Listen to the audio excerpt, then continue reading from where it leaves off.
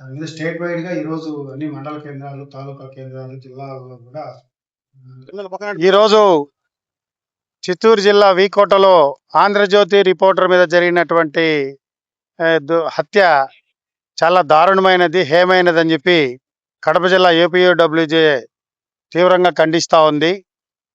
పట్టపగలే దుండగులు వాకింగ్ చేస్తా అన్నటువంటి ఆంధ్రజ్యోతి రిపోర్టరు జగన్మోహన్ రెడ్డిపై విచక్షణారహితంగా బహిరంగంగా అందరూ చూస్తూ ఉండగానే కత్తులతో దాడి చేసి చంపేయబడేది చూస్తూ ఉంటే ఈరోజు రాష్ట్రంలో శాంతి భద్రతలు ఉన్నాయా అనేది సందేహంగా కనిపిస్తూ ఉంది.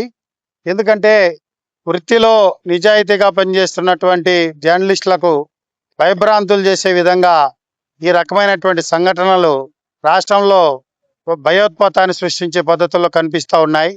ప్రభుత్వం ఇటువంటి సంఘటనలు పునరావృతం కాకుండా కఠిన చర్యలు తీసుకోవాలి. ప్రభుత్వాలను అనేక రకాలుగా మేము ఏపీయూడబ్ల్యూజేగా విజ్ఞప్తి చేస్తూనే ఉన్నాం. రాష్ట్రంలో జర్నలిస్టులను రక్షించే దానికోసం ప్రత్యేక చట్టాలు తీసుకురండి.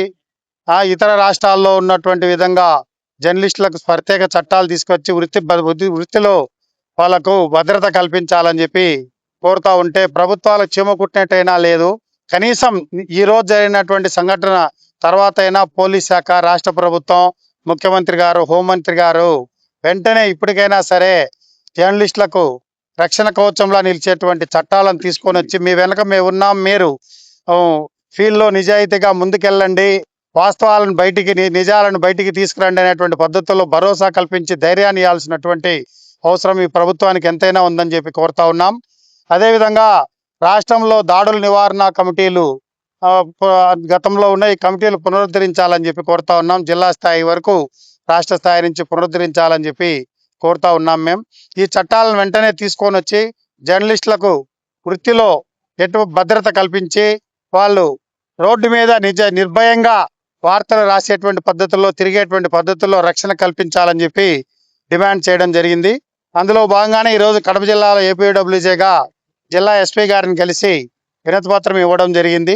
జిల్లాలో కూడా ఇటువంటి సంఘటనలు జరగకుండా గట్టి చర్యలు తీసుకోవాలని చెప్పి, విలేకరులకు రక్షణ కవచంగా పోలీస్ శాఖ నిలబడాలని చెప్పి, అందుకు అవసరమైనటువంటి చర్యలు తీసుకోవాలని చెప్పి ఎస్పీ గారిని విజ్ఞప్తి చేయడం జరిగింది. ఆ మేరకు ఆయన కూడా పాజిటివ్గా స్పందించి విలేకరులకు ఏ రకమైనటువంటి సమస్య ఉన్నా కూడా నేను తక్షణం స్పందిస్తాను, నా దృష్టికి తీసుకురండి, వెంటనే ఇటువంటి సంఘటనల్లో జరిగేదానికి అవకాశాలే లేకుండా కడప జిల్లాలో చర్యలు తీసుకుంటామని చెప్పి ఎస్పీ గారు తెలియజేయడం జరిగింది.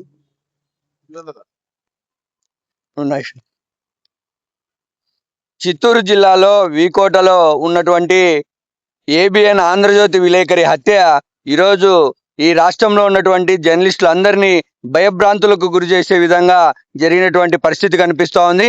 జర్నలిస్టులు వార్తలు రాసే క్రమంలో ఇలాంటి హత్యలకు గురైతే గన రాబోయే రోజుల్లో జర్నలిస్టు వృత్తిలోకి ఎవరైనా రావడానికి భయపడేటటువంటి పరిస్థితులు కనపడతాయి. కాబట్టి ఈ ప్రభుత్వం జర్నలిస్టులపై జరుగుతున్నటువంటి దాడులు కావచ్చు, హత్యలకు కావచ్చు, వారిపైన కఠినమైన చర్యలు తీసుకునే విధంగా వారిపైన పీడీ యాక్ట్ లాంటి వాటిని నమోదు చేసే విధంగా ప్రభుత్వం చర్యలు తీసుకోవాలి.